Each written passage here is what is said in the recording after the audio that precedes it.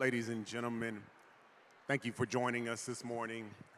Please pause where you are and welcome Pastor F. Bruce Williams to the stage for our invocation. Well, y'all don't have to clap. Let us pray.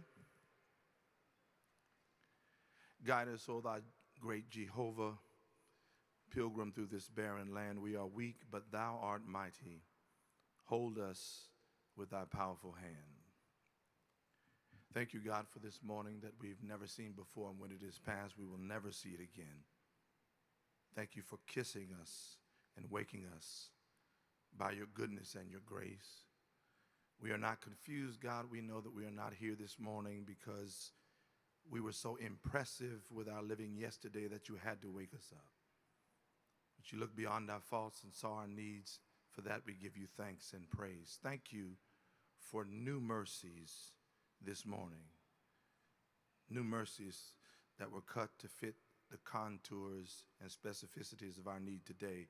Thank you for that mercy. We ask your blessings on this occasion, your continued blessings on this organization, the Urban League.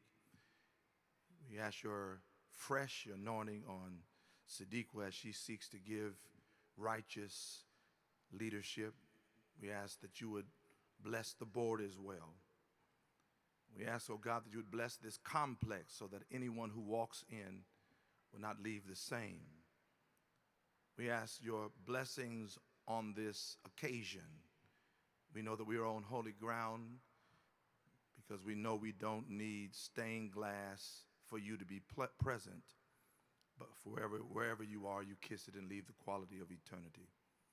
So thank you, oh God, for hearing our prayers. Bless the food and the fellowship.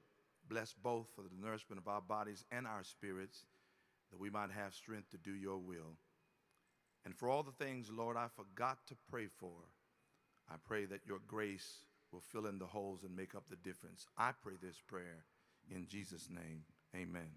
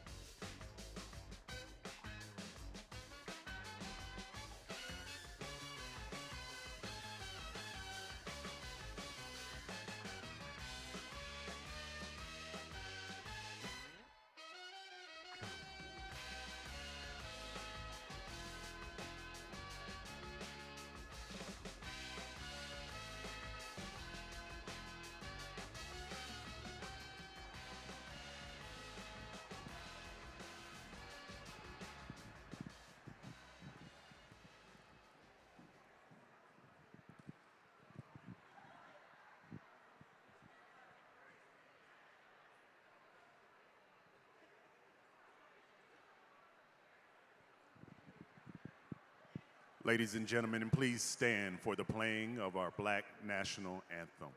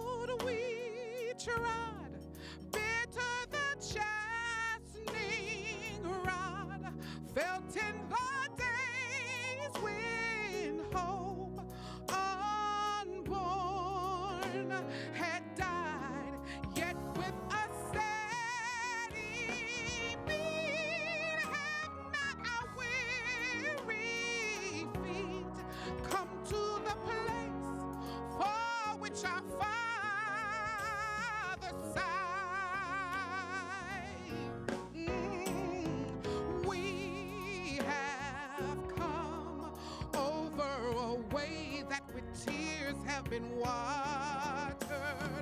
We have come treading our path through the blood of the slaughtered.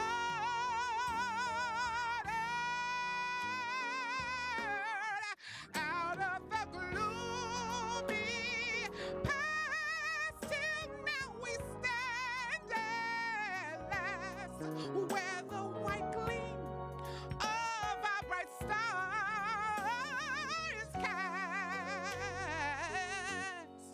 God of our weary years, God of our silent tears, thou who hast brought us thus far on our way, thou who hast by thy might led us into the light.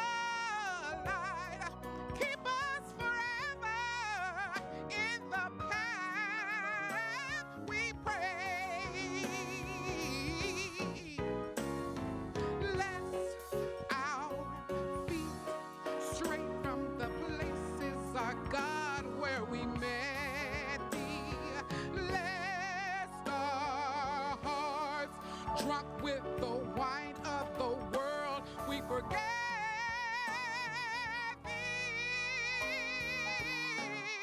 shadowed beneath thy hand.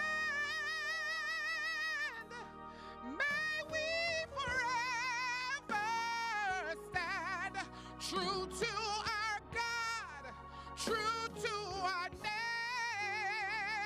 native land.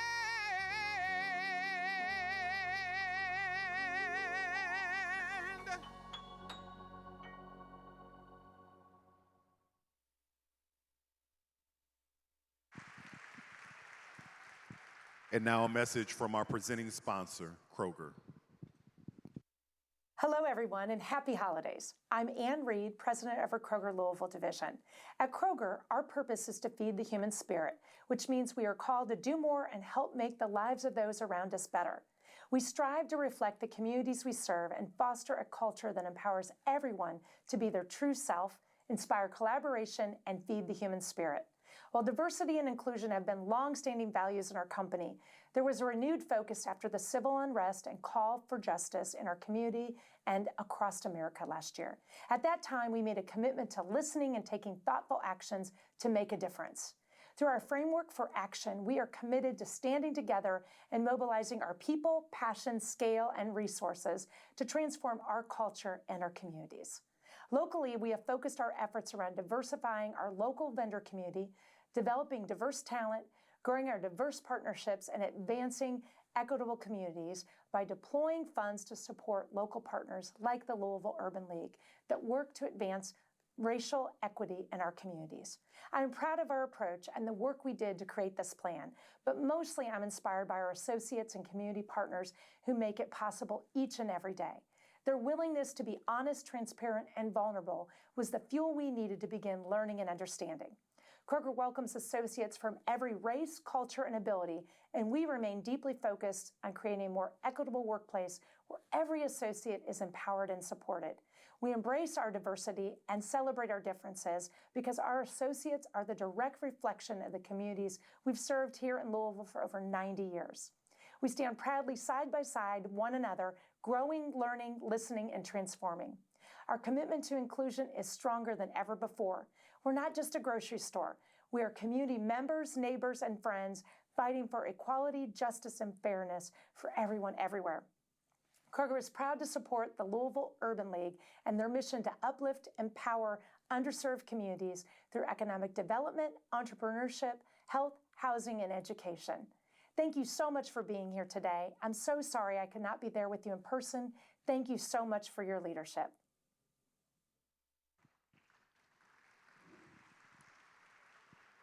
Ladies and gentlemen, over the past year, many of us have suffered loss in one form or another, and the league has been no different. Please pause with us as we remember some of the staff, clients, and friends we have grieved this year.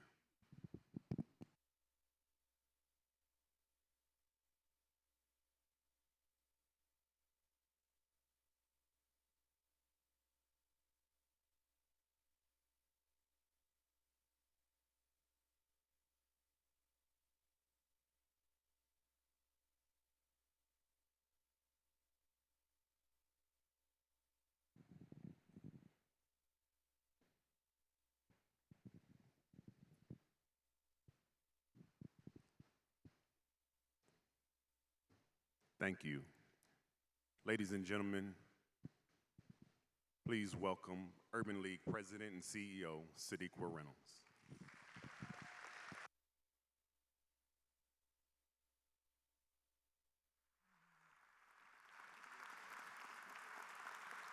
That's funny. It's a lot of pressure.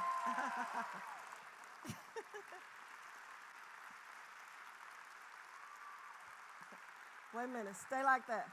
Let's take a picture.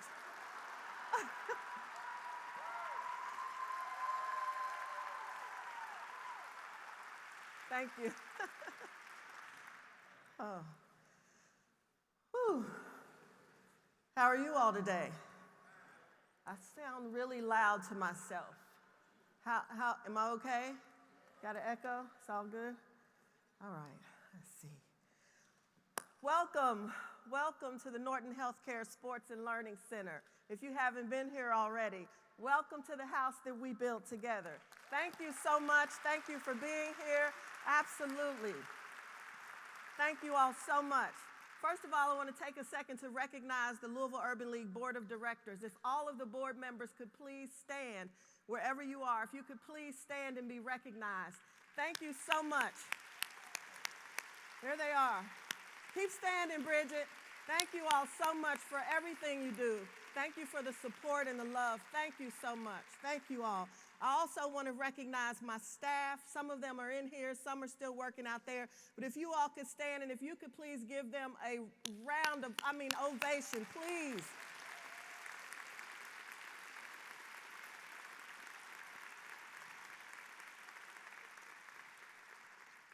I understand that we may have some elected officials in the room tonight or today. If we do, please, if you would stand and be recognized, I would greatly appreciate that. If people could help me see, I would love that. Let's see. I don't know if I see Diane Porter. Who do I see? Yell out. I can't see who it is. I see Charles Booker. Where are you all? I'm sorry. This is David Nicholson. Who's here? I'm trying. Somebody yell the names. I thought. David James, President of Metro Council, is here with us. Cassie Chambers Armstrong, Metro Council member who helped us out on housing and evictions, is here. Miss somebody? Secretary Brown is here from the governor's office. The guy that had my back when they tried to kick me off the WIOP board. No, I'm just joking. See, I'm not going to start. Listen. Today I want to be good because I don't want to lose my job. The board is in here. I'm going to try to do right, but I'm probably going to be a little wrong. What else? Who else is here? Oh, man. All right. And then we got some folks that are running for office. You're running for office. Please stand, please. I want to see the people that are running for office. We got my main man, Pastor Tim Finley here. He's been here every year since I've been here. Who is that back there? Daryl Young? Daryl Young is here. Who else is here? I can't see you. Yell out your name. Carla. Carla is here. Carla, who helped us with the track. Who else is here? I can't hear. Bill Durff is here, running for mayor. Carla Deering is here. I didn't say her last name. I'm sorry. Tina Ward was here. Craig Greenberg is here. David Nicholson's here. Denise Brown, Judge Denise Brown is here, family court judge. Thank you all so much. And Charles Booker is here. He was here. I think he's here. All right, everybody. So I wanted to make sure I do that. This is trying to take care of the stuff that they say I do wrong every year. I want to thank Carol Kirby Green for that phenomenal song. Thank you so much. As you know, the Louisville Urban League has lost a lot. If you follow me on social media, you know that we have really been suffering. These last couple of years have been extremely difficult. And the fact that we were able to put this together today is really a reflection on the resilience of the entire team at the league, but especially Sarah Traynor Graves and the development team at the Louisville Urban League. We also have splendid events here in the house with us. What I want to do is get through these numbers. I'm going to talk with Xernona Clayton today. We are so honored to have her in our midst. She is a civil rights leader. She is an icon. She is a jewel. She is an American treasure. And we are going to get her on this stage in a little while, but we've got some business to take care of first. And I want to make sure I walk through these numbers because I want you to understand what the Louisville Urban League has been doing with your resources because you all have been very generous. You have really taken care of us so that we could take care of the people that we serve. And who is it that we serve? Well, 84% of our clients are African American. 58% of them are women. 57% of our clients have an income less than $25,000 a year, and 52% of them live in the West End. 94% of the households are low income, and more are very, very low income. In fact, I think 70% is the number. We did job placements, and I want you to understand the numbers that I am running through right now, this reflects the pandemic. This is not the year we're in now. This is our last fiscal year. And so I want you to think back to July of 2020 to December of 21. That's wrong. July of 2020 to June of 21. I've got to calm down. I am very nervous because there's a lot of pressure to get this right. We placed 202 people in jobs during that time period. And this is at a time when some of your companies, thank you, some of your companies didn't know if you would open. You sent a lot of people home. We had a whole lot of people trying to navigate the unemployment system. And so while we placed 202 people and while we continued to do our construction training, we also helped 185 people navigate the unemployment system. We waited on hold for days and weeks because remember the money came in, but the system couldn't handle it, couldn't move fast enough. We kept our 124 seniors in their job training program and we allowed them to work from home. But we put $825,000 in their pockets during the pandemic. We made sure they ate. We took them groceries, we paid them, we fed them. 517 people did virtual classes for professional development so that they would be ready as the jobs returned.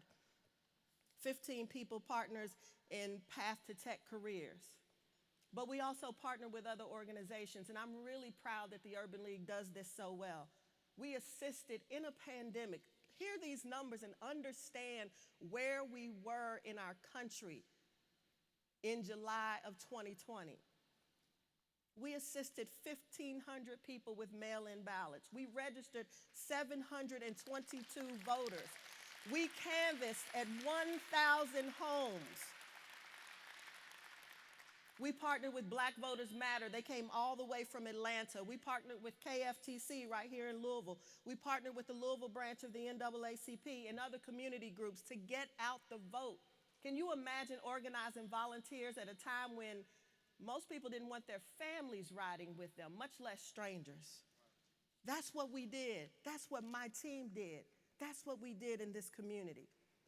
And then because of the Riley Reentry Project, we have served in a 3-year period 1,837 people. We have filed 7,696 cases in Jefferson County courts. We have saved people $1.3 million in legal and court fees. Yes, clap for that.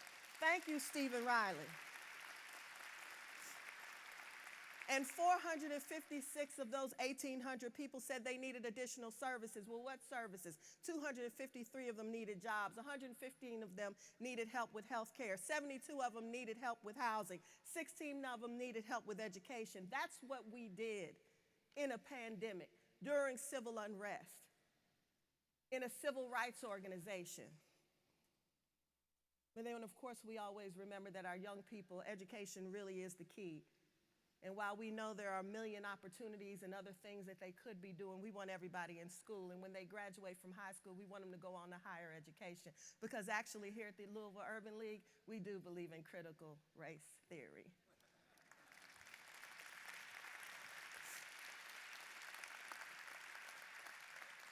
And critical thinking. And while we are a nonpartisan organization, if you are an elected official and you are running for office and you just heard me talk about critical race theory and you feel uncomfortable, know that you do not have our support. Let's be clear. We took care of our kids.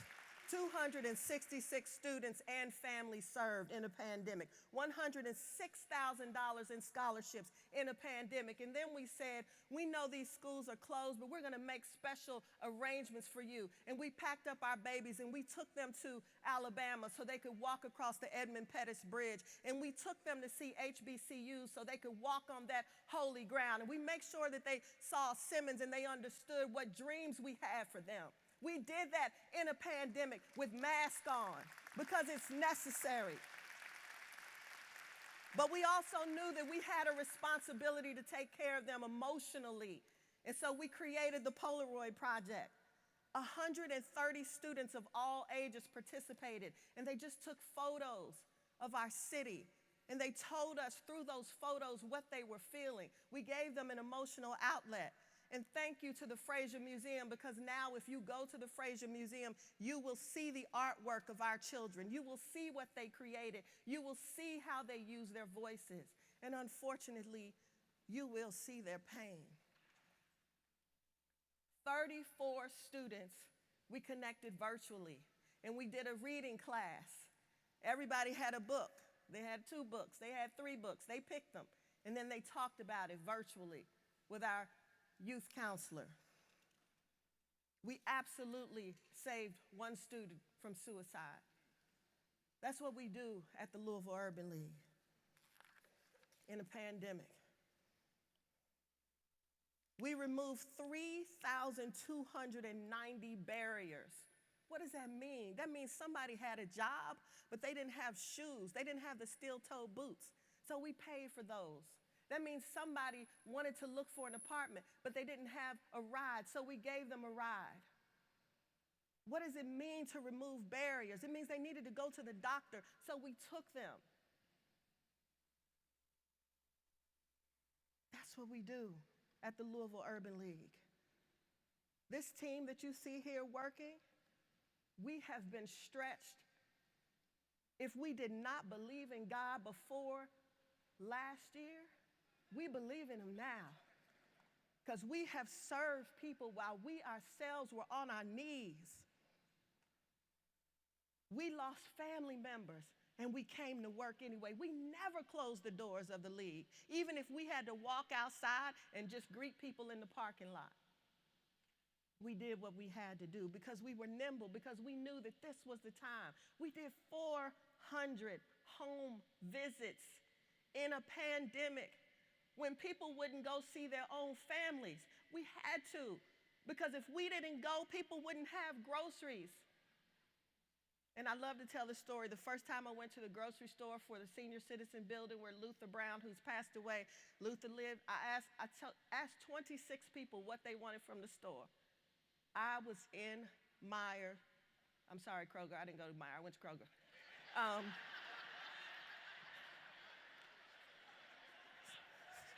Oh, God. She ain't here anyway. Forget. But my board member, okay, Alan, I was at Kroger. And what happened? I forgot. Well, anyway, I was there for like 4 hours because who asked 26 people what they want from the store? You just get whatever you can get. So I made that mistake, and then after that, everybody else went to the store. So anyway, that's what we did. Because of Borders and Borders, 50 people had free closings on their homes. They did 75 wills. That's $35,000 in saved legal fees because of John Borders. We had 17 new homeowners, 24 people that are still ready to buy. They're just looking for affordable housing. 893 people in a pandemic virtually went to our financial education classes or our rental readiness classes. And of course, we were building houses. Our clients, over a 5-year period, have purchased $28 million in new mortgages. But we also, thank you, we had to shift. Eviction prevention, we had to shift. It required us meeting with judges sometimes, working a lot with the community ministries, with the Coalition for the Homeless. But 248 families were connected to rent and utility assistance through the league. 21 families, we paid for their hotel stay because we didn't want them sleeping in cars. 320 families, groceries delivered to. That does not include that senior citizen building. I don't have time to talk to you about the future stuff, about the fact that we are starting an entrepreneur center, about the fact that we have an intensive pilot for education going on right now, about the fact that we are going to be building more affordable housing and using it for rental property so that we can keep things affordable, so that we don't push people out of the West End, people whose backs have been broken by bad policy. You know you're here in this building, and you're here because of all of you. We did this in a pandemic during civil unrest. And I want to take a moment to thank Canaan Christian Church and Burnett Avenue because they have made long-term commitments to this facility and helping us ensure that we are able to be sustainable. You all know the numbers, and you've seen them, and you can read that. But I got to tell it one thing. Go ahead and go to it. I'm going to tell you quick. No, let's get to the real deal. Listen, not that. Keep going, keep going, keep going. Skip all of that. Go back. Look at this. Let me tell you all something. I have tried to write a speech for you.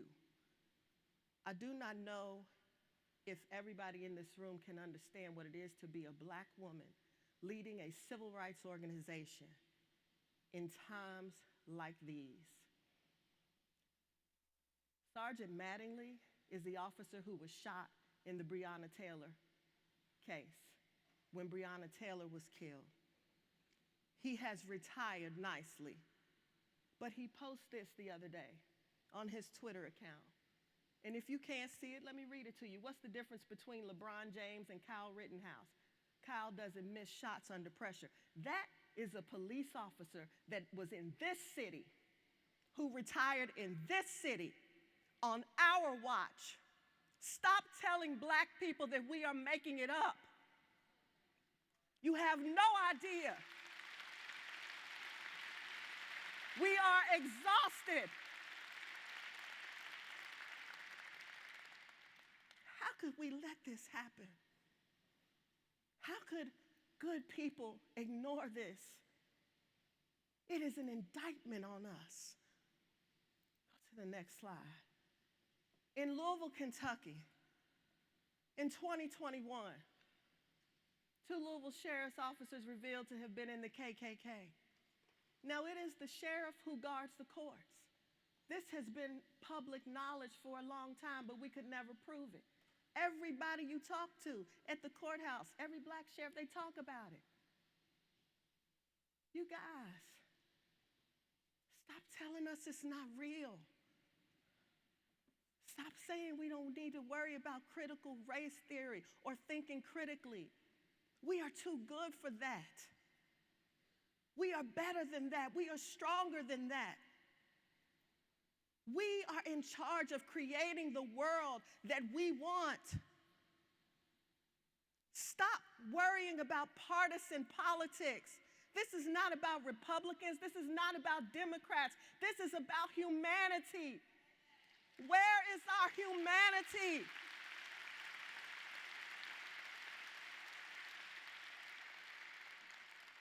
Please, Louisville, I don't highlight these things because I don't love us. I know how good you are. Your generosity has been overwhelming. But this ain't no check-the-box organization. I'm trying to change something. This is my life. You cannot love me and continue to be silent. WDRB, what were you thinking?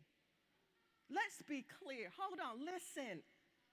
Anybody want to deny bias in 2021? Let me show you something. Look at Craig Greenberg in that nice suit. Look at David Nicholson in his nice suit. Look at Tim Finley's outfit. The leather jacket, the lights in the back superimposed. They look a little brighter, like it might be the police. He did do some protesting. I was with him. Look at Shamika Parrish Wright running for mayor. Look at her picture. These were the 4 candidates who had already filed. How do you do this in 2021? This is our city. This city belongs to us. They stay on because we watch. Right. We are in charge of this. Where is your voice? And to the candidates that are running that said nothing, shame on you. Shame on you. I love you all. You are my friends. I would have you for dinner. White, black, Democrat, and Republican. But I am tired. I do not know how long I am going to have because this job is killing me. So I'm going to tell you how I feel right now. You have no right to be quiet. It is not just the job of the Louisville Urban League. It is on all of us. I need you. This city needs you. And Louisville is small enough that we can be great. We can be the best city in the world. We have the potential to do everything. This is the largest luncheon we've had, 900. We've gone from 500 to 700 to 800 to 9, and that's just because we cut it off. So I know your commitment. I know your heart. And I know some of you all are like, Lord, I did not pay $1,000 for a table for this girl to be hollering at me. I know. And I know you are the choir. But I was so convicted. I had written a nice little speech, and God said, who are you to change what I told you to do? I said, provoke them. So to the corporations that are here with us, to the elected officials, and to those of you running, I want to say to you, this is the accountability city. We're going to do better because we know better. I am in love with Louisville. You all are amazing. I was born in the South Bronx, but I chose this city. My babies were born here. And I'm just asking you to dig into your souls and find a way to use your voice. Find your courage. Don't worry about the money. Do the right thing. Let's change the world. We will end violence when we create more hope. When we care about ending homelessness. Ladies and gentlemen, thank you so much for being here with me today. I know that this is the worst speech ever. And normally I try to leave you with some hope. I try to leave you with something, but I'm gonna be real. I went on vacation and they called me and said one of my employees dropped dead.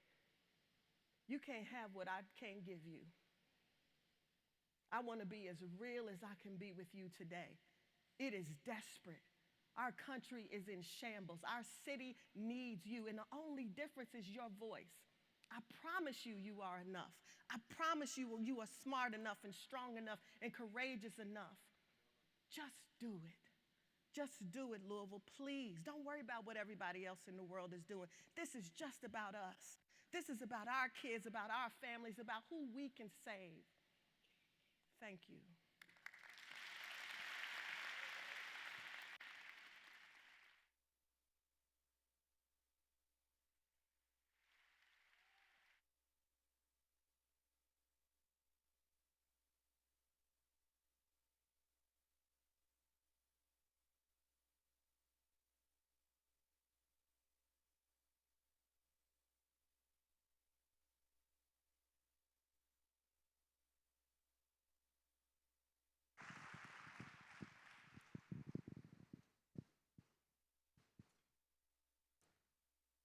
Ladies and gentlemen, at this time, we have something we want you to hear. Good morning. My name is Courtney Robinson. I'd like to thank you all for the opportunity to tell my story this morning. A story of trials and tribulations, dealing with loss, trauma, homelessness, and poverty, to now living the best of my life. Before I take you on my journey of now living that life, let me share with you how I got to this point. I want to start by sharing a little bit of my background. I was born here in Louisville, Kentucky in February of 1981. Believe it or not, I came from a very good family. We had shelter, food, clothing, and a strong family unit. I attended college for a couple of years, got married, and had a few children. When my marriage failed, that's when the hopelessness set in, which led to my homelessness. I lost everything, including my will to live. Three most influential people in my life are my grandmother, my mom, and my aunt. When my grandmother passed, it was a complete shock to me. I didn't know how to cope with that. I couldn't get it together like many other homeless people. I didn't have the basic necessities. Went days without food. When you don't have stable housing and no transportation, it's too hard to find a stable job. During this time, my mother fell ill, and I became her primary caregiver. I couldn't stay with my mother because she lived in an assisted living facility. So I bounced from couch to couch, bus stops, restaurants, basically sleeping wherever I could lay my head for several years. My poverty was intense. I couldn't get any support, and I didn't go to public places because people judge you before they get to know you. So it was merely survival. While homeless, I worked for multiple temp agencies doing factory work and retail. These low-paying jobs kept me homeless, and $10 an hour is not a living wage these days, even though I was single. I couldn't afford a down payment for first month's rent or an apartment. I couldn't pay the deposits to have the utilities turned on. So my resources were very limited, left me with minimal options, so I remained housing insecure for multiple years. The winter of 2018, it was freezing cold, and I was outside and I realized that I couldn't spend another night outside. I was at rock bottom and exhausted, and I heard about the Louisville Urban League, but I was afraid that I would be treated like a homeless person. When I turned up at the Louisville Urban League, I was greeted with a smile by the receptionist. Everyone I came in contact with was genuine, caring, and knowledgeable.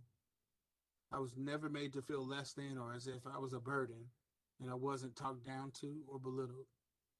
The Louisville Urban League workforce team started to give up their personal time to find ways to help me become a better version of myself. They treated me like a human being and not a number. They saw me as Courtney and not that homeless guy. They started to challenge me, and I started to feel like I belonged somewhere. And they introduced me to the training program that they run called Kentuckiana Builds. It was a 6-week instruction program where I graduated at the top of the class and earned my NCCER, OSHA 10, and CPR first aid certifications. The program was rigorous and fast-paced, but with the motivation I received from them, I persevered and changed the course of my life. I was able to use the wraparound services that the Louisville Urban League provided after I graduated in August of 2019. I interviewed with one of their partner companies, which is Messer Construction, and I was offered a position and a chance to get into their apprenticeship program. Through the Kentuckiana Builds program, I was able to obtain work tools, clothing, steel-toe boots, cold weather gear, and all the items I would need on the job site. I'm still employed there right now, and I'm happy to say that I have had several raises, and I'm in the 3rd year of apprenticeship. They helped me gain affordable housing through a program that paid the deposit, and first 3 months of rent. They rallied to remove my transportation barrier by connecting me to a program to help me purchase a vehicle in which the Louisville Urban League paid the down payment. They provided me with a mental health therapist as well, at no cost to me, and I still actually see him to this day. I was assigned a housing counselor at the Louisville Urban League that taught me how to be a great renter through the FIT program, create a budget that I could maintain, and help me to clear up blemishes on my credit report. I realized expungement services that they offered, and they paid all costs associated with the expungement. Now I use my experience to help other people like myself. Moving from homelessness has been challenging to now having a home that is fulfilling.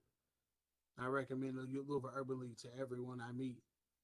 Society can push you into a corner and make you feel as if nobody is available to help.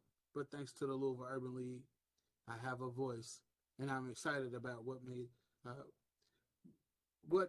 the future may hold. I thank God for His grace and mercy. Thank you for this opportunity to share my story.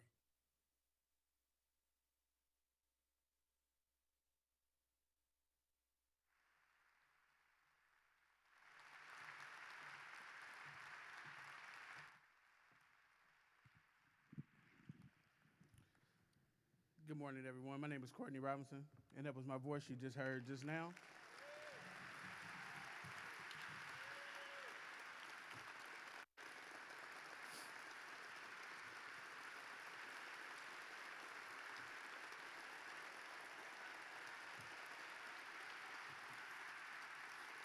Sadiqa, you got me. It's a whole lot of people in here. It's one too many. The Louisville Urban League, they've really done a lot for me. Please consider supporting the organization to help me change my life by making a gift in honor of the league's 100th anniversary. And I thank everyone. And especially thank you for Sadiqa.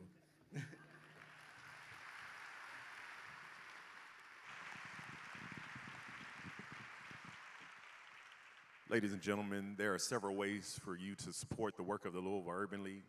You can text LUL to 243-725, Or you can fill out a pledge card and stick it in one of the red envelopes located on your table.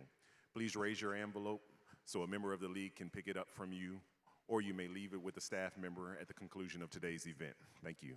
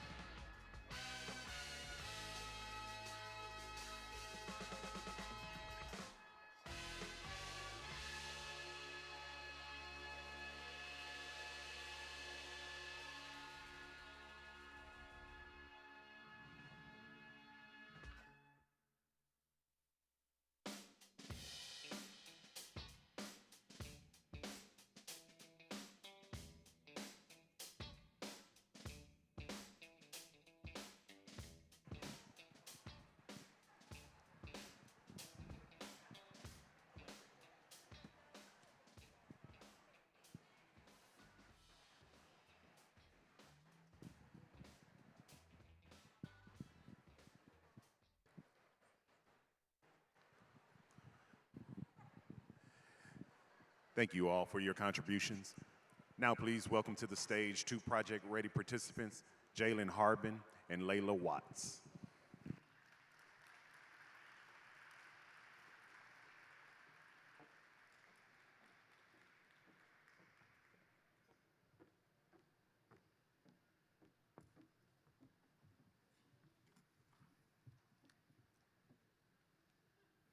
Good morning. My name is Layla Watts, and I'm a senior at Shawnee High School.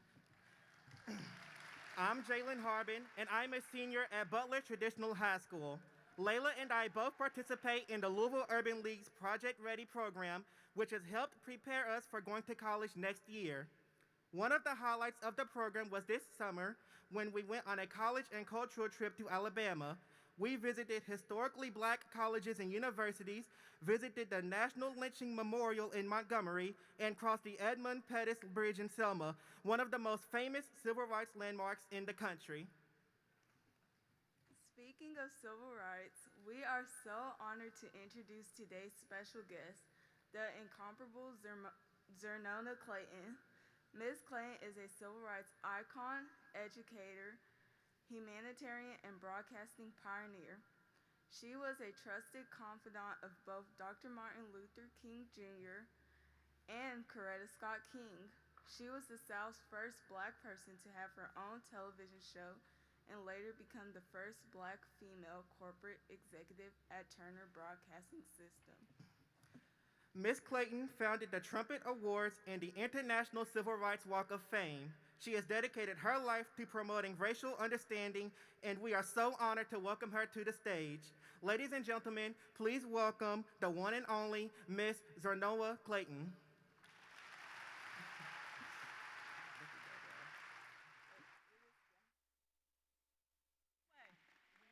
Come this way. Go that way. You guys go off that way, okay? Good job. It was excellent. You get a picture afterwards. It was excellent. You checked it out already, huh? Queen. Oh, you were fantastic. Beautiful. Oh, my. Thank you.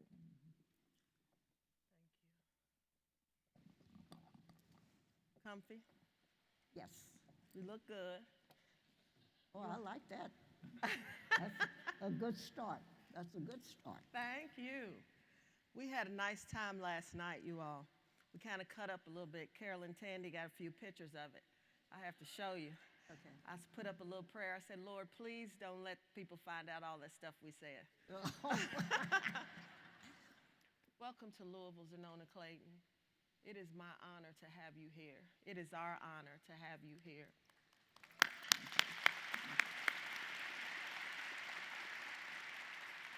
We're going to try this as a conversation, but you have so many stories, and I just want to start and you just tell us.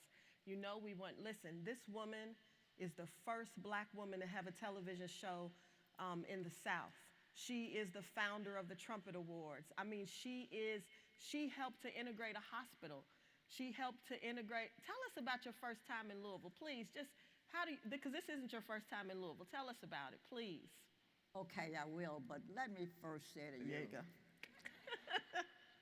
This is intimidating. I really want to go home right now. After their speech, it was absolutely stupendous. Thank you. Stupendous. Thank you. I tried borrowing somebody's checkbook down there to write a check, but they wouldn't let me have it, so I'll have to send you something. The check is in the mail sometimes. I don't know when. Okay.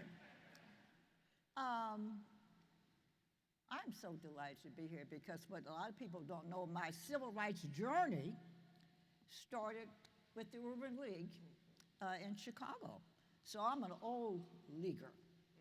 I said it very clearly, leaguer with an L. I'm an old leaguer.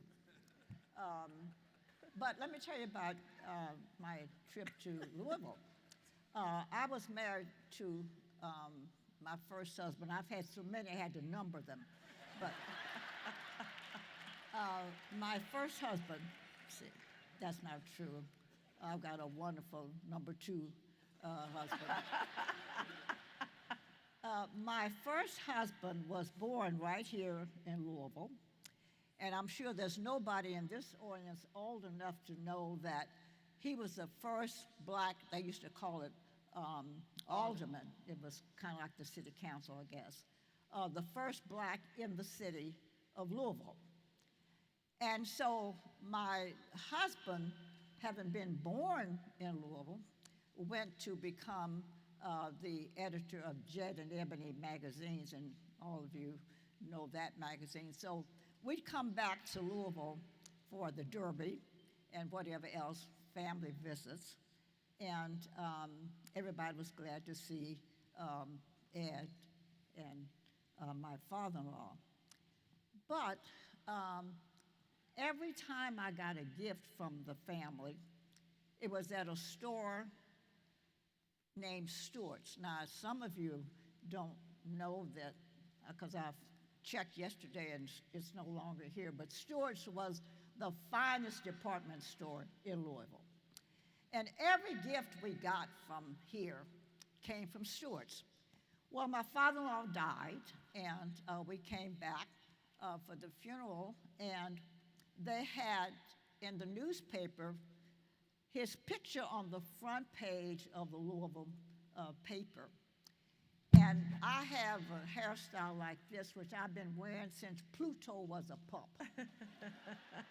And so you don't think of getting a hat on top of this kind of hairstyle. But I said, I don't want people in Louisville to think that I don't know that women ought to wear a hat to the funeral.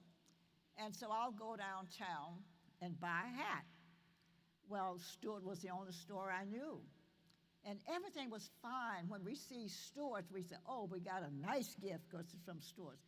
Well, I walked in, and I didn't want to spend much money because I wasn't going to wear the hat but once.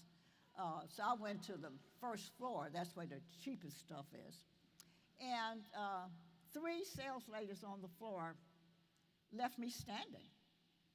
And I said, may I get some help? And I saw something I could probably wear.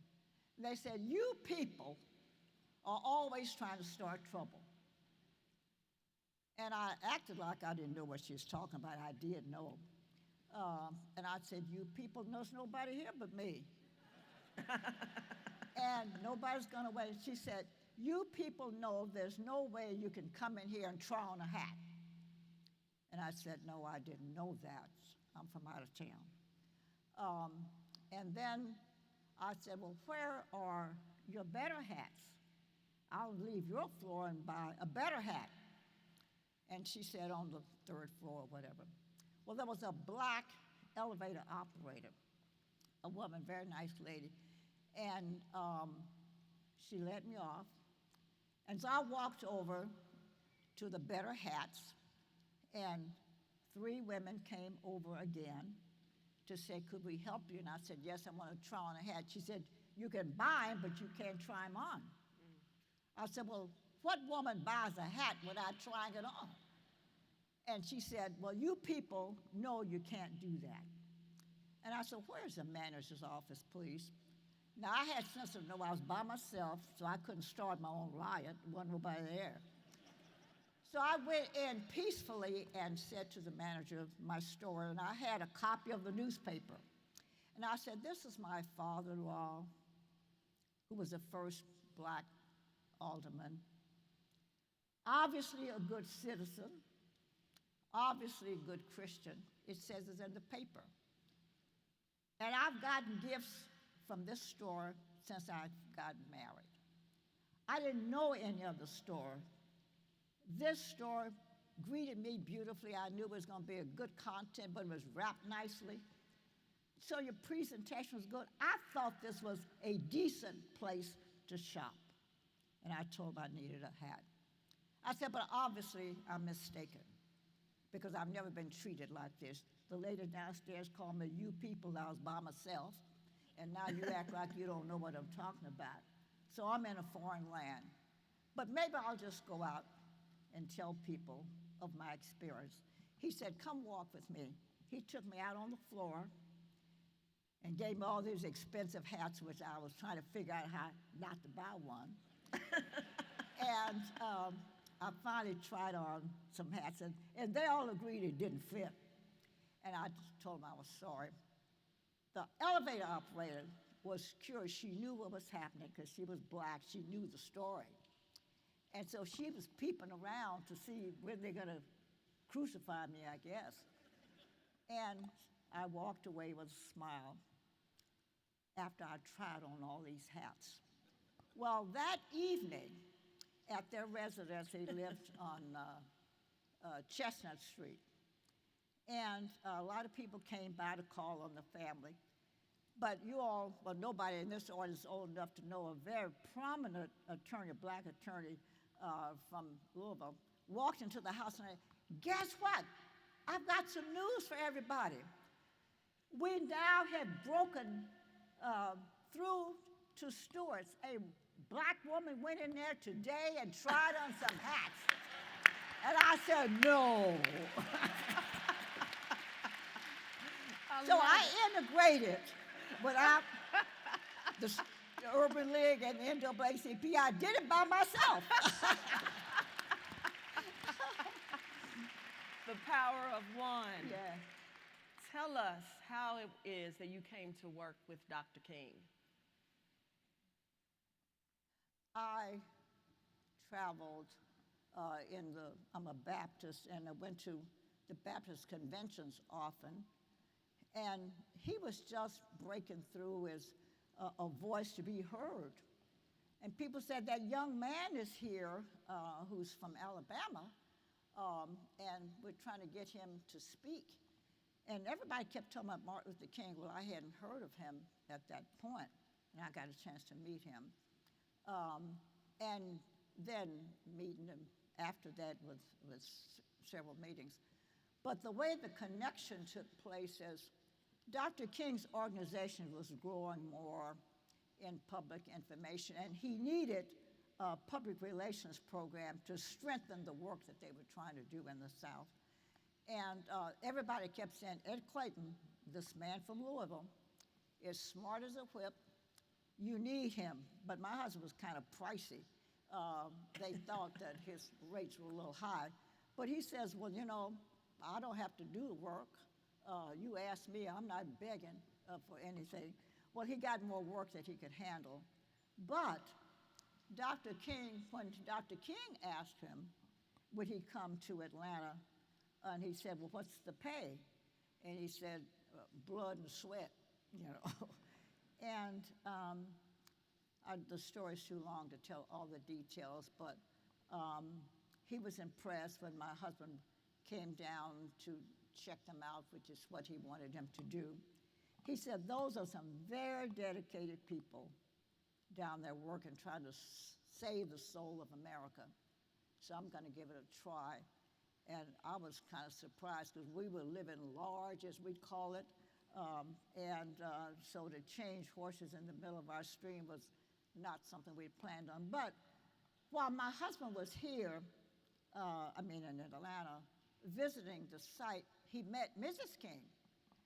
And she said, well, you know, I've been wanting to raise money for the organization because she's a trained musician and wanted to do a concert across the cities.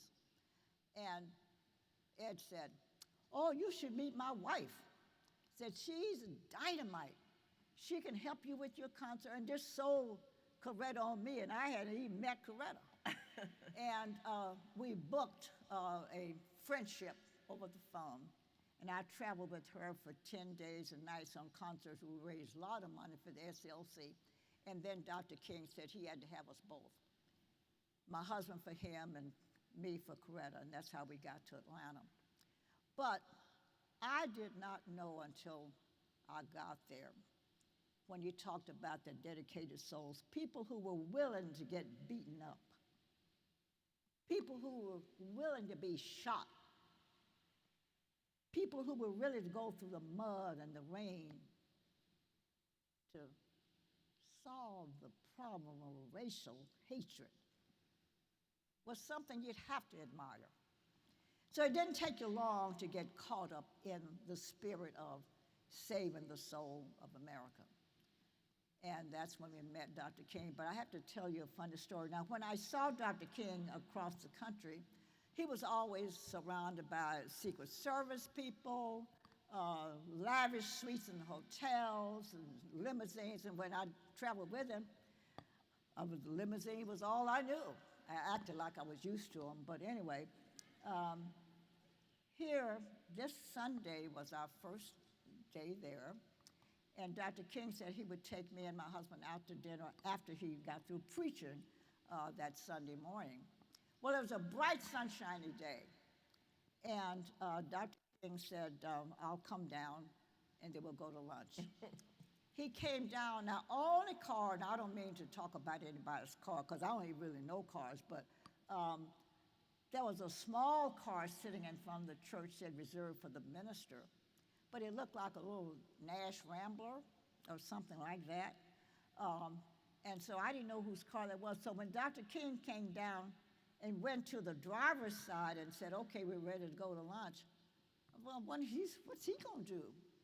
I never thought that Dr. King could drive, you know. He got in the car, and but we were trying to be polite guests, and turned the key on. Bright, sunshiny day. The windshield wipers are going. They just started going like this, furiously.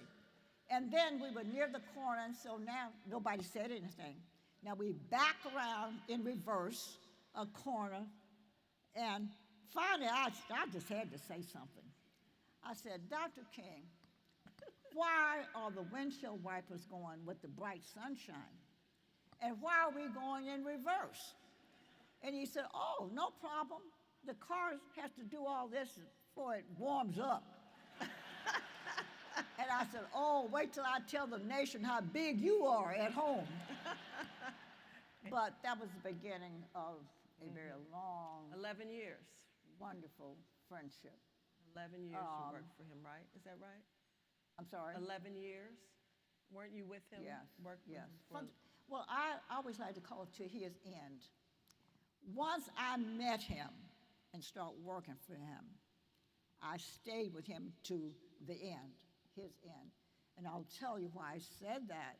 I was the one who drove him to the airport in Atlanta when he went to Memphis. And we were getting ready to leave in the morning, I drove over to the house to pick him up. And the children, who were, I think, 7 and 9, about that age, they grabbed his briefcase and said, "Daddy, don't go." And that was so unusual. And he said, "Oh, I'll be right back. I'm just going to Memphis for a march, and I'll be right back." And the other boy blocked the door and said, "Dad, please don't leave us." Now we're both befuddled. Tried to get down the steps, and this happened all the way down the steps. Got our doors, and they were grabbing a hold of his clothes, tugging at his hem. "Daddy, please don't leave us." Never had this happened before. They saw him going to the airport all the time, going somewhere all of the time. And when he got ready to get in the car, he finally got the door open on the passenger side, and he got in, and then they jumped on my hood to try to keep the car from taking their dad away. And I said, "Martin, this is a new car. This is my car. They got to get off this thing." But he was so befuddled by that, because never had it happened before. Now, to fast forward the story, he said, "I think they're telling me that they're missing me more. And I've got to alter my schedule because I'm not going to leave these kids like this." He was really tormented by their behavior, new behavior. I always say now that maybe something in them that gave them the spirit that this is going to see the last time, which it was the last time they saw their father. And I drove them to the airport, and I remember as we drove down, news people always ask, "What was your last conversation with him?" Because that was it. And I had to reconstruct, because there was no indication that any previous pattern had fit this kind of behavior.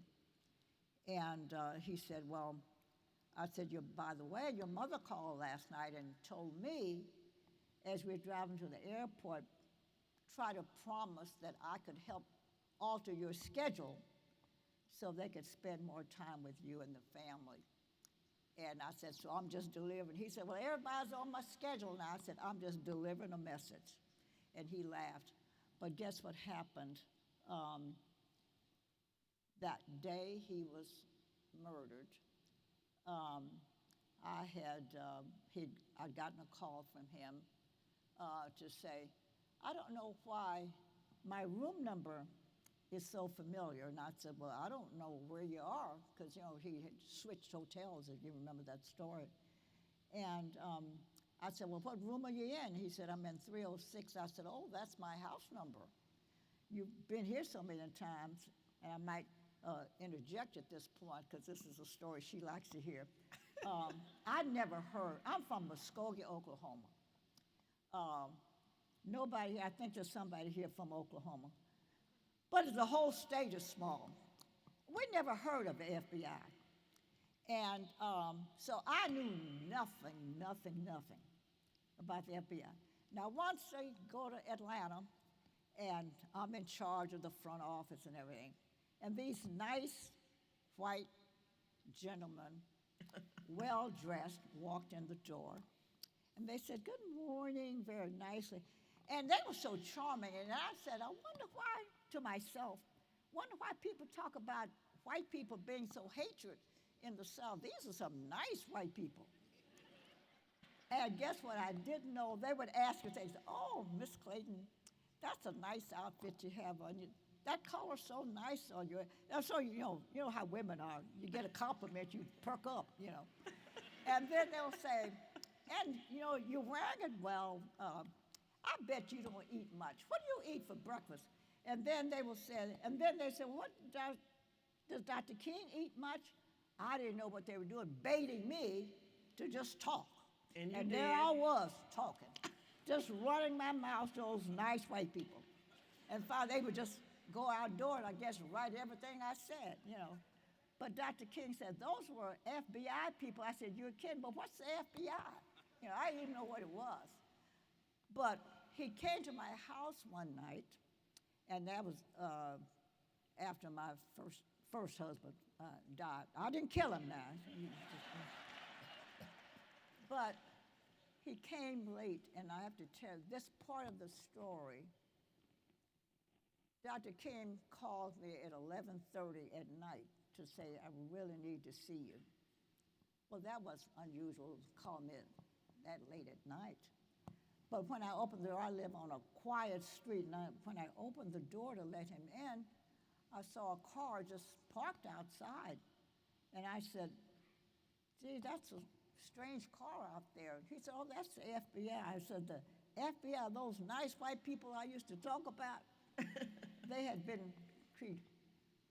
We were told that J. Edgar Hoover said he wanted to live long enough to kill off Martin Luther King, and that he'll do anything possible from this day forward to kill him.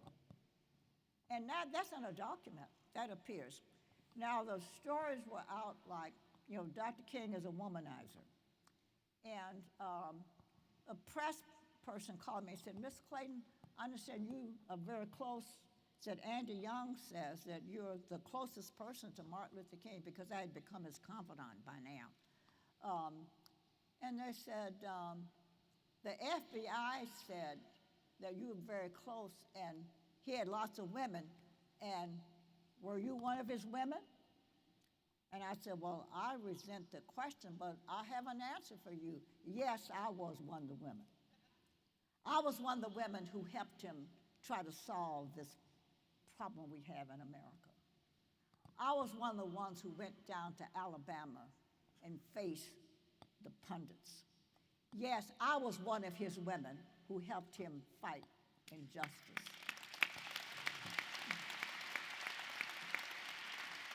And I'd do it again if he came back. But whether he comes back or not, I have it now in my spirit that everybody can do something. And at this point, let me tell you a story a person said to me. There were two boys in this family, and on Saturday, you know, kids think they can play because they don't have to go to school. Said, but their father came to their room, knocking on the door, get up, get up, get up. Said, but Dad, this is Saturday. Said, well, what does that mean? He said, we don't have to go to school. We don't have no work to do. He said, oh, yes, you do. Get up. And they said, well, what are we going to do? He said, I don't know. If you get up, you can find something to do. There's always something you can do. I've adopted that. There's always something you can do. That's all of us.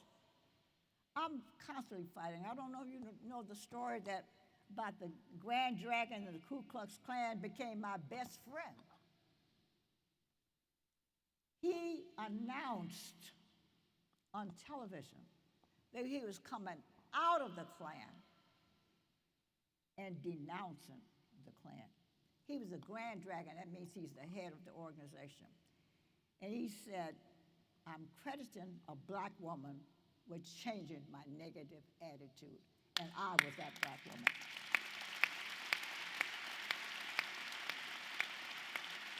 There's always something you can do. Always. I'm troubled all the time when I read about white hatred. Why do we have to separate white hatred? Hatred is hatred. I don't care who's practicing it. Right, that's right. Love is love, and how wonderful that is. And before I die, which won't be here, all y'all be gone before I will. I want to be last. Reverend, I want to be the last one to go, okay? But when you see something, do something. That's right. That's my motto. When you see something, do something. change negative attitudes. I'm the best person in the world to prove it. Who would have ever thought a black woman in the South having an affair, which people call an affair, with the Grand Dragon of the Ku Klux Klan? What I didn't know is every night, and he came to see me every day and talk about Negroes here and the Negroes over there, and I tried to teach him how to say it. He didn't want to say it right. But that's okay. I went past that. I didn't care what he was saying at this point. What are you doing? I found out later he'd go home every night to his family and say, that Miss Clayton is a fine young woman. Young, he said that too. Because I would teach him, like he said, well, you know, do you know how many Negroes own their own homes in Kalamazoo, Michigan? And I said, no, I don't, but the word is not Negroes. Let me tell you how it's spelled, and let me tell you how you pronounce it. Oh, wow. I didn't do battle with him. I was teaching him. He was a deacon in his church, a Baptist church, and I'm a Baptist. And I said, in my Baptist church, you're chairman of the deacon board, and you standing up before this congregation with hatred in your heart trying to talk about God? How unfair that is to yourself and to the people listening to you. God would not be pleased, I'm sure, that you're standing there, chairman of the deacon board, representing religiosity at its best, hating folk. Every Friday, that guy would come by my office, bring his 2 little children, he and his wife, and they'd go out to do bodily harm to some black people. And I said to him, if you can live with that, then you're not the kind of person I think you are, nor do I think you're the kind of person I think you ought to be. Being a deacon means something. Going to church. I bet you everybody in here goes to church. We somehow are seeing church as a place of escape. And that's unfortunate. Because it ought to be a place of guilt. When you go into the sanctimonious environment, singing, shouting, reading the scripture, pretending to be a missionary is ludicrous. But I don't need to be the one to tell you that. I'm no authority. I'm just a person who knows and believes in my heart that we as blacks and whites can live together. We as blacks and whites can love each other. Those of us in this room could start here today, and probably you already have. The mere fact you're here tells me something. That's right. About the Louisvillians you talk right. about. But everybody everywhere, you're not unique in this. People everywhere can do better. Because if you wake up in the morning, a man said to me, a reporter said, Miss Clayton, you're always full of joy and smiles. You're like you're happy all the time, but how do you handle your bad days? I said, well, I don't have any. It's you, Jim Host. He said, everybody has bad days. I said, I thought you were asking me about mine. Well, explain it to me. I said, okay.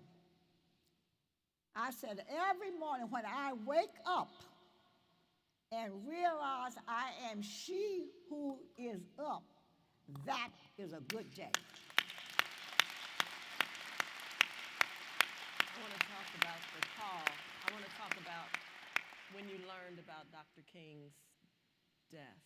I want you to talk to us about that. Now, I told her last night, she was going over this briefing last night. I was not. And I said to her then, girl, you start asking me questions. All you have to do is ask me, what's your name? And I start talking. And I told her I probably don't have no script, so I'm just talking. So see, she's prompted me because she heard some of the stories last night she wants me to share with you. But I'm going off on another story. But it's all right so far. Am I doing okay so far? Yes, yes. What'd you ask me now? I want to talk about you getting the call about Dr. King's death. Oh, yeah. I've never had a day as dark as that. But what I didn't realize is that it didn't seem real to me. I said, well, I just drove him to the airport. He was all right then.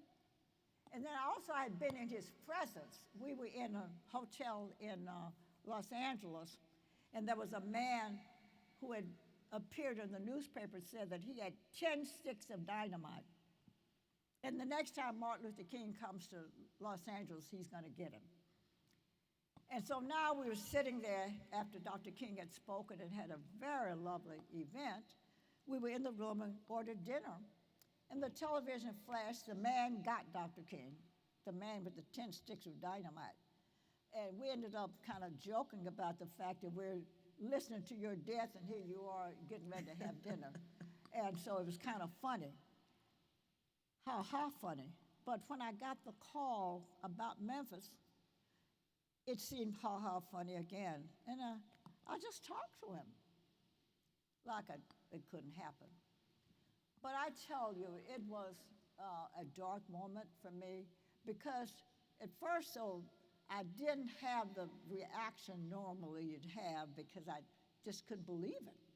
I just couldn't believe it. It's been an hour and a half or two that I just spoken to him. But let me tell you, once it was confirmed that he was now absolutely dead, the phone call, Mrs. King took me into her room and asked me to help her do this, that, and that. We're making plans. But calls came in from everywhere. President Johnson, who loved Martin Luther King, they had a very great relationship, by the way. But everybody called from everywhere, all over the world. Calls were coming in about, is it true about Dr. King? But Bobby Kennedy, who was at that time what was it, Attorney General, Attorney General, called Mrs. King. It was about 10:30. He said, Mrs. King, we've been trying to get through your lines, but they've been busy. And obviously you need telephone service, so we've dispatched I'll just make a name, Mr. John Jones with the telephone will be in Atlanta at 11:30 tonight to install 12 new lines in your house. And we heard on the TV that you plan to go to Memphis to pick up your husband. So we've dispatched Mr. James Smith with an airplane. It's at the airport now. It's hangar number so-and-so, tag number so-and-so. Just ran down, and he said, and who's your point person? And she told him I was. And he said, well, Xernona, tomorrow morning, I want you to go to every hotel in Atlanta and see the management and explain to them that you don't want to have any hotel room released without you, that I want you to be in charge of every room in the city because the world leaders are coming to Dr. King's funeral. Inject a little humor. I was walking around one day after I did that. But now, nobody could get a room without coming through me. And I saw Sidney Poitier, Mr. John Johnson, and Harry Belafonte standing out on the corner of the hotel. And I said, you all know what Black Power is? They said, why you ask? I said, because I want to tell you who and what is Black Power. It is I. I'm in charge of all the hotels. Nobody can get a room in this city. But you've never known such movement. But let me not get off my point. Everybody now knows the information like he's going to be laid in state. He's going to lie in state. On the grounds of the black universities. on Thursday, whatever the date was. And they would have a public viewing because Mrs. King wanted him, he was a part of the public, he wanted the public, nothing exclusive. The public was free to view Dr. King. But 11 o'clock, which was the beginning hour, it had begun to rain in Atlanta, and just enough to just be a good dampness. And so the security guard located Mrs. King, and we were at the church making final arrangements for the program, and he said, Mrs. King, he said, there are 3,000 people out here lined up waiting to go in to see your husband. What should we do? And Mrs. King, who was such a compassionate person, she said, oh, gee, let him go ahead, open up. And I said, Mrs. King, don't do that. You should see your husband first. The public will wait. And so she finally said, well, maybe you're right. So we said, no, we'll come over as soon as we can. We got there, went inside, and this is the first time now she is seeing him in his final state. And they only had family members and just 3 or 4 of us who were non-family in. But I saw Mrs. King when she went down to the beer. She practically collapsed. And I was wondering, gee, but now I'm just thinking, that's probably just the reality of it. And so then they seated. So then when I went down, I said, oh my gosh. The man looked awful. Awful meaning. He had a big, well, what I described, a big slap of clay on his right face. I knew the public wanted to see Martin Luther King as Martin Luther King was, as people knew him. But I loved him. And I don't want him looking like this, but I politely walked over to the mortician and quietly said, sir, is there anything you can do to soften this look? And loudly and crashly he said, miss, that's the best I can do. His jaw was blown off. Now the family hears that was the worst man. I said, well, forget him. So I looked over and saw that Harry Belafonte's wife was white. And in those years, almost every woman had loose powder, not just a compact, loose powder. But Mama King, who was Martin Luther King's mother, was very dark-skinned. So I said, Julie, let me have your powder, and Mama King, let me have yours. I went over to the beer, stood over Martin Luther King, made me a little rule of the white and the dark mixture, looking at Martin's complexion. And as I put that on his face, it toned it down significantly. And Coretta smiled. And then we were to move him at midnight to go to Ebenezer to start the procession there in that location. And I came back and did it again because it oxidizes when it's exposed. So when a reporter asked me, how did I grieve? I said, you know what?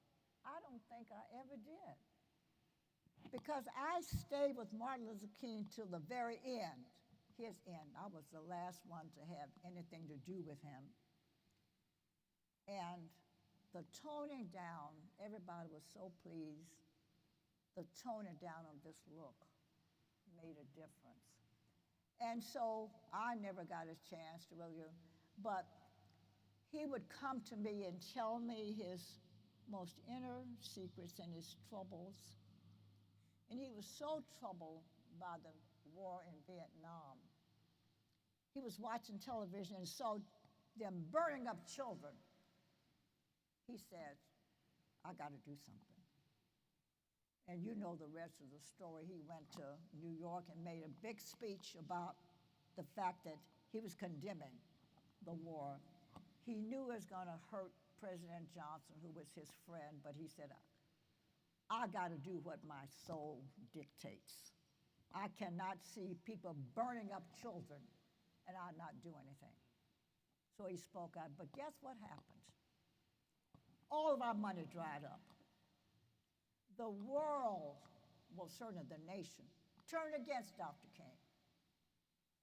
I can tell you this. I have no authority to say it. I have a feeling that Dr. King died of a broken heart because people turned their backs on him because he was criticizing war. And he said, but everybody knows I'm against war. There are no victories in war. And if they're children, I have to speak up. But all of us have to speak up when there's an issue. That was the last thing he said to me. I will remember and love that man. And the funny story, too, and then I'll get to your next question.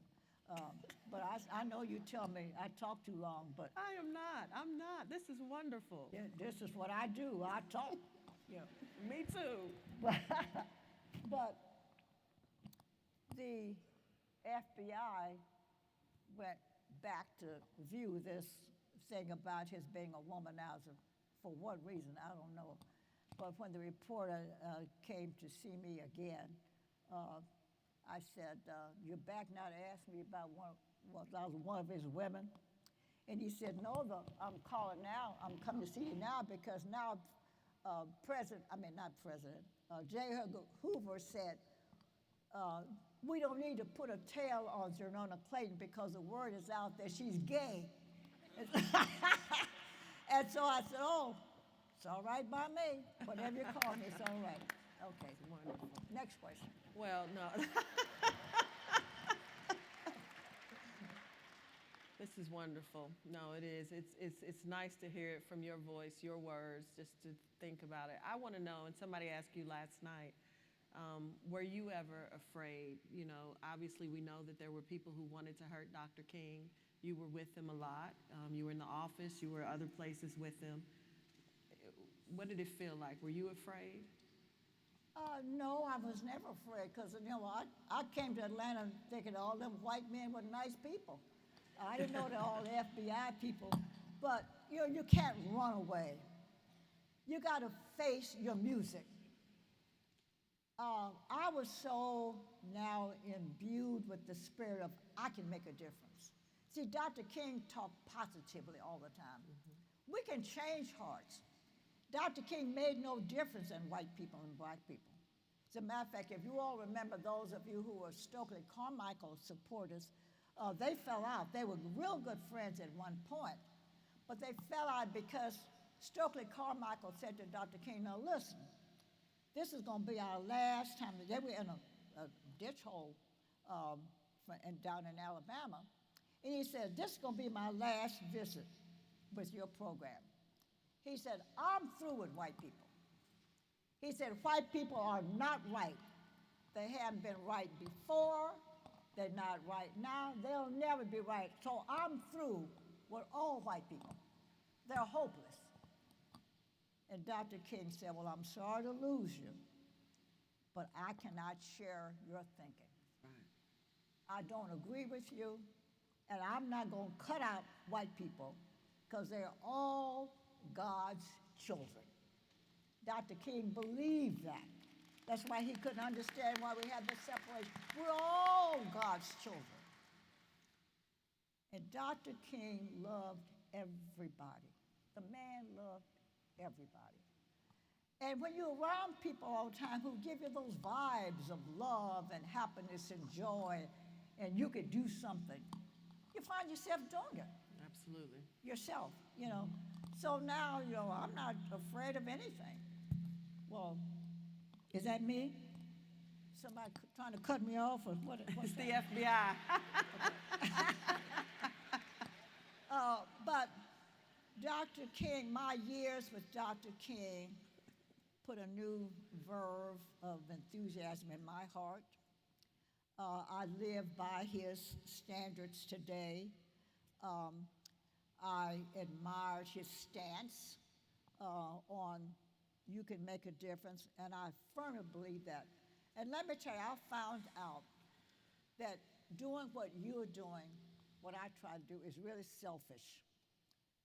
And I said, somebody said, why would you say that about yourself? And I said, listen, when I wake up in the morning, as I just told you, and feel good, that means I got 24 more hours, perhaps, to do some good. I look at it as an opportunity to do good because you know what? Selfishly, I feel so good when I help feed the hungry and clothe the naked and change negative attitudes. It makes you feel so good, you just want to keep feeling good. It feels good to help change negative attitudes, or give a spark to somebody's life, or give hope for tomorrow. Simple things we can do. And I love that story about get on up. There's always something you can do. That's my motto. Let's all get together and do something to make this a better world. And speaking of, we're gonna wrap up shortly, but I just want to talk about Ted Turner and how you just talk about your career some. Give us a few minutes of that, please. Well, I met Ted Turner when he had no clothes on. Oh, Lord. See, this is like the conversation last night. Fix that up. Ted Turner was this man everybody read about. Am I still on? Yes, ma'am. Okay. I thought they'd cut me off. But here's a man who everybody knew was a billionaire. And I was, the first in television, so I broke the barrier racially, which I'm really proud of, that I opened the door of opportunity. That's what I did. I opened the door of opportunity.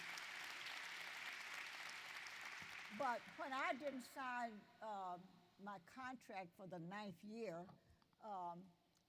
Ted Turner had a small station, and they said, and they knew what everybody was doing, said, Xernona, we heard you didn't sign your contract, so can we get you over here? Well, they finally talked me into coming.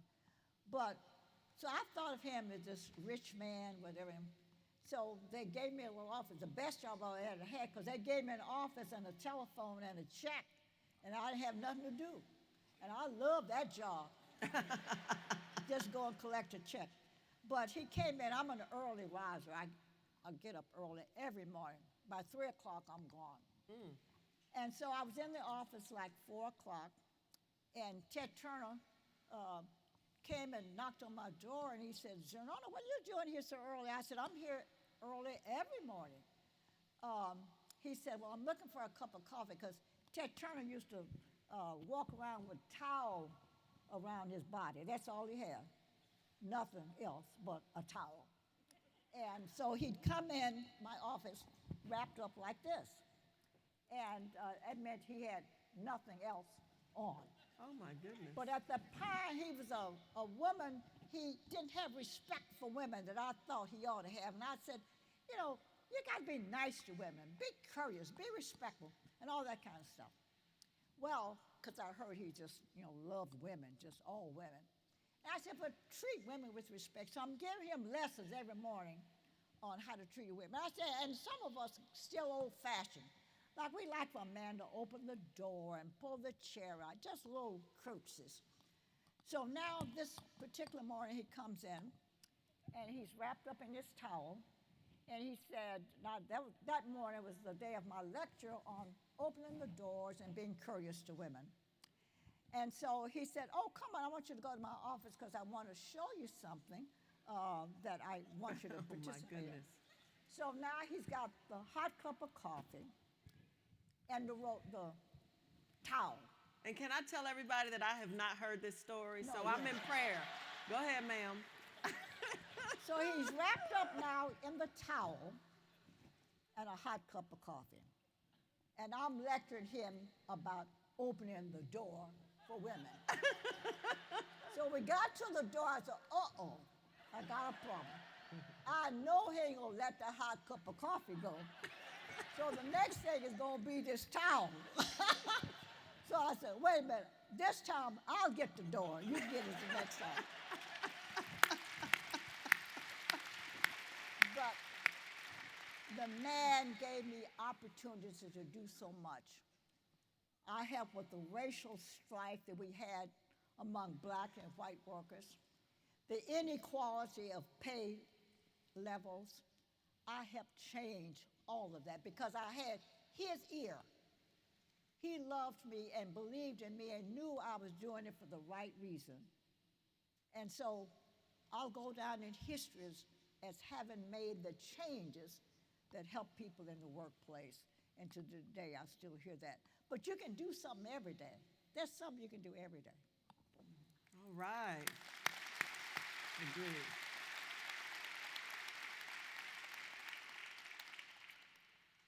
So much. I haven't said anything. I'm processing. I'm You scared. better say something. I'm nervous. Because what? I'll keep talking. I got stories. If you that I keep ain't talking, told. what story will you tell us? Will you tell us? Tell me about listen, where are you now? Let's talk about Atlanta. Oh. No. Listen for 1 second. No, Atlanta is putting up a statue of this woman. Very soon. Yeah. How's that feel? But Uh-oh. wonderful, because I'm self-centered. Won't you know how good that's gonna feel? Walk down Peachtree Street and see yourself looking gorgeous. Of course. But let me tell you, when I went to Atlanta, I found out that black doctors could not practice in any hospital except the city hospital. That means it didn't matter how much money you had, you couldn't go to the better hospital because your doctor couldn't go there. I said, oh, we got to change this. I organized all the doctors in Atlanta. At that time, there were only 66 black doctors. I gathered them all up and said, this has nothing to do with your practice. This is not personal. We're going to make it possible, because they had silly stuff like a black woman had to have her baby on a Wednesday. And I said, you know what, I never had no baby, but I understand they don't come when you want them. They just come on in any day. But the segregated practices put the doctors in on Wednesday. And so if a black mother, mother-to-be, had a labor pain, and I had to learn all the language, I didn't even know what to talk about, a labor pain on Tuesday, the doctor would say, well, let's wait till tomorrow. And they said, shoot, that baby may not wait till tomorrow. But anyway, it was ludicrous. I said, well, let's change it. So I set out to change. I did extensive research, and I found out that the biggest hospitals in this state, in this country, were funded by the federal government. And I said, oh, shoot, this comes from Washington. I said, we need to go see the president.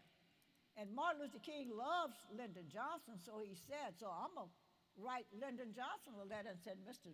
Johnson, we got a problem in Georgia. And went on to talk about the segregated practices. Well, I'm going to cut this story short because it's really interesting that all the details and it's all documented. But now I've got some sense. I know you can't walk into the White House. I know you can't say, I think I'll call the president. I know that. But you know what? I did it. I wrote the president. He didn't write me back, didn't apologize for the conditions in Atlanta. And now I'm just dealing with Atlanta doctors, because that's what I thought the problem was. Well, I found out it was bigger than that. But we said, let's go to Washington. So I got my delegation of black doctors. We all went to Washington. And we had a big press conference. I know how to get the press. So we got the press around and said, we're here to talk to President Johnson about how insensitive he is. Well, I knew nothing was going to happen with that. But I went back to my hotel, phone rang, and a voice said, is Miss Clayton there? And I said, this is she. She said, how many members in your delegation? So I said, well, there are 8 of us right now.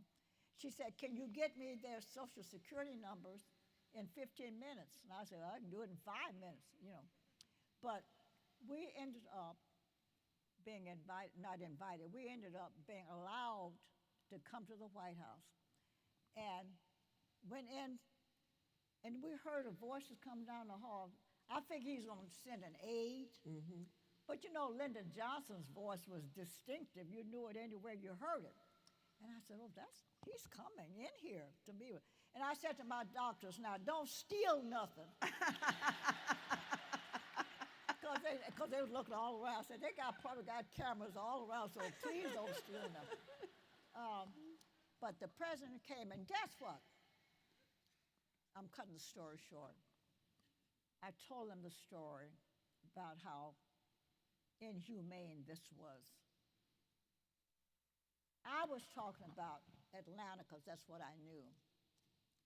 We found out that it was happening in all the hospitals. But in less than 11 days, the President of the United States sent out an edict that all the hospitals in the United States are now desegregated as a result of the report that I did. Wow. Now, what I thought was one problem expanded, and I didn't even know it. I went to the hospital, and let me tell you this. Well, they keep telling me I'm 90 years old, but I don't think so. I'm 31. They said age is just a number, so I picked one. 31 is mine. But I'm 90, so I guess I had to admit it because now I'm getting presents because, well, here you're 90, here's a present. Here's 91, I'm going to give you a gift. So now I'm admitting I'm 91. For real. And you look amazing. Well, thank you. I was hoping. Yes, ma'am. And I have a gift for you. Okay. But wait a minute, Reverend, this is not the end of that story. I pray to God every day because I'm the most blessed person in the world. The most blessed person in the world. In 91 years, I've never had one sick day in my life. Not one. Now, people don't plan to be sick. So please don't think I'm talking about people who are sick. You don't plan to be sick. I'm talking now about my blessing.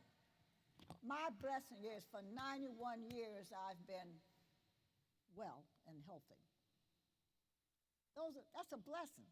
But all of us are blessed today. You know, I get the report all the time how many people have died just from this virus right here in Louisville, Kentucky. We are the blessed ones right here in this room because we are in here. That's right. We are the blessed ones, not dead. We're here, alive, in good enough shape to do something when you leave here. That's right. And we are the blessed ones because you are here, because you have been here with us. Xernona Clayton, ladies and gentlemen, Xernona Clayton, the queen. Oh, my goodness. You are wonderful. Oh, thank you. You are my friend for the rest of my life. I know that. You. I know that. I love you. Wait, come back here. You stay right there. Listen, while the board chair is coming up, we have many gifts. Go ahead and have a seat, ma'am. You can relax. Okay. But we have many gifts, but we have this one that I just love. I love, and now Xernona does not drink, but she has to have one of these bottles. We've left the other things in the hotel room, but you have to see this, 100 years. So this is just for you. We talked to Mamie, we got her approval that we could give. This is celebrating 100 years at the league. And so there it is up there, everybody. Thank you to Beam Suntory for making this bottle for us. All right, go ahead.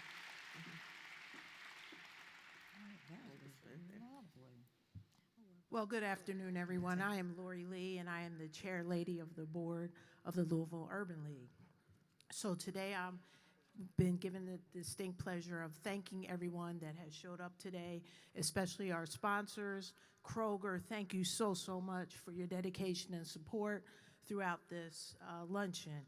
I also want to take the time, if you could please stand on your feet and give the amazing staff at the Urban League a hand of applause, of thank you. This is for you, staff. Thank you so much. Sadiqa could not do it without them, and they cannot do it without Sadiqa. So thank you, Sadiqa, thank you for your leadership and dedication to the staff. I want you to remember, they never closed their doors during the pandemic.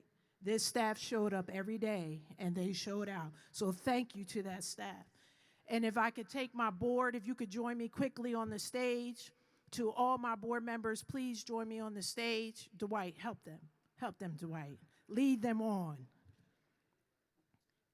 We have to move quickly. Ms. Reynolds is in my ear. This is the amazing board of directors for the Louisville Urban League. They are the heartbeat that keeps Sadiqua going. I am so proud to share the seat with them, and together, this is what drives. We hold Sadiqua accountable. We push her to do. She pushes us to do. And I want to say thank you to this amazing board. We cannot do it without you. So thank you. Could you please give them a round of applause?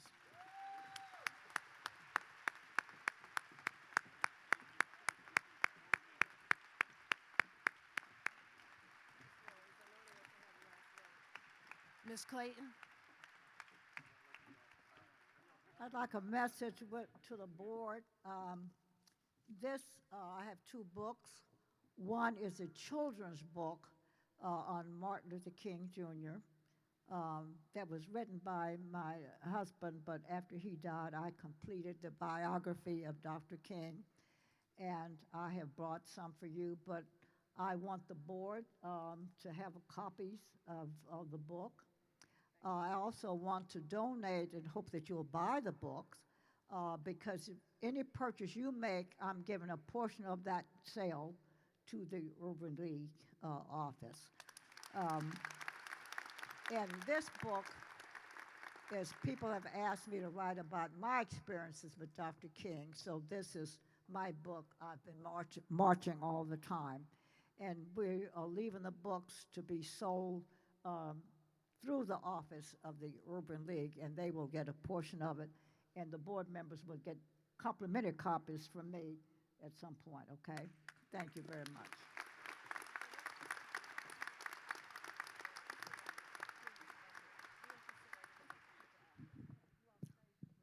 Let us bow our heads for our benediction.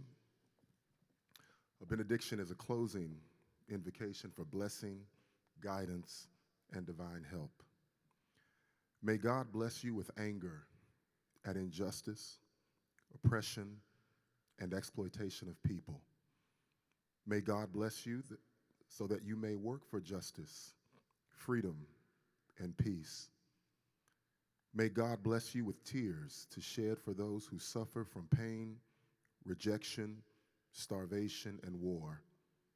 May God bless you so that you may reach out your hand to comfort them and turn their pain into joy.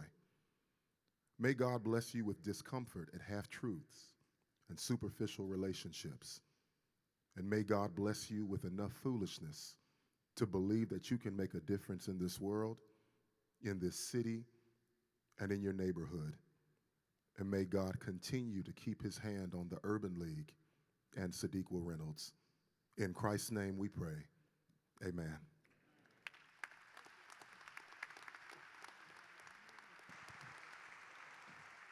Thank you all so much. Thank you for spending your time with us. Thank you for investing in us. Thank you for believing in us. Thank you for praying for us. Thank you so much. I love you, Louisville. Thank you for being here. Have a wonderful day. Be safe. Be safe, everybody.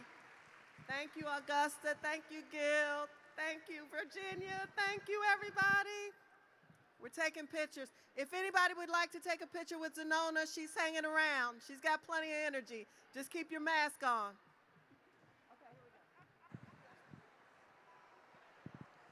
Thank you for attending the 2021 Louisville Urban League Annual Luncheon. If you have a red envelope, please turn it in to a Louisville Urban League staff member on your way out. Please drive safely and fight for justice. Thank you.